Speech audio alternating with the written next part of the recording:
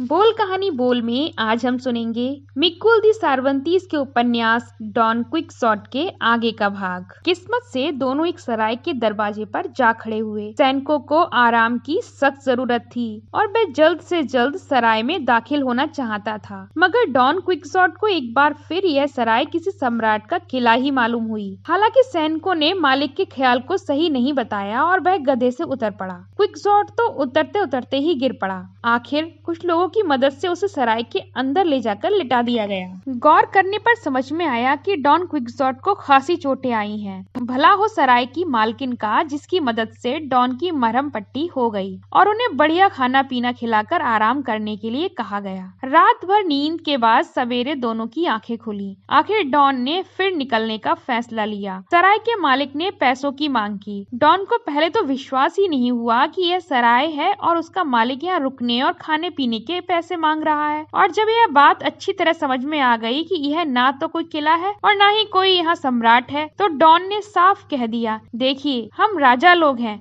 पैसे वैसे लेकर चलने का हम लोगों में चलन नहीं है। हम तो अक्सर लड़ाई पर ही रहते हैं। अगर तुम भी लड़ना चाहते हो तो आ जाओ। सराय का मालिक क्विक्सॉट की इस बात से सहम गया। उसने उसे बाहर जाने दिया, मगर सैनिको अभी भी अंदर था, जिसे सराय वालों ने पकड़ लिया और पैसों की मांग की। मगर सैनिको भी पैसे कहाँ से देता। सभी ने सैनिकों को जमकर पीटना शुरू कर दिया। सैनिकों की आवाज सुनकर डॉन पलटकर जब तक सराय के अंदर जाता, उसका दरवाजा बंद कर दिया गया। बेचारा सैनिको अंदर खूब देर तक पिटता रहा। दोबारा कभी पाँव न रखने की चेतावनी के साथ सैनिकों को सराय से बाहर धकेल दिया गया। बाहर आते ही वह अपने मालिक से कुछ कहता, इससे पहले ही डॉन उससे कहने लगा, देखा अब समझ आया ना, यह सब उसी जादूगर दैत्य का किया धरा है। मैं तुम्हें बचाने के लिए अंदर आ रहा था, मगर तभी एक दीवार से बीच में आ गई। मैं चाह कर भी तुम जैसे वफादार की मदद नहीं कर पाया। तुम ही सोचो यह सब क्यों हो रहा है। इसके पीछे सब उन जादूगरों की करतूत है, जो नहीं चाहते कि हम तुम दुनिया पर जीत प्राप्त करें। चलो आगे बढ़ें। इस महान उपदेश का शरबत पीकर सैनिकों ने माथा पीट लिया। दर्द से कराहते हुए वह बोला, सरकार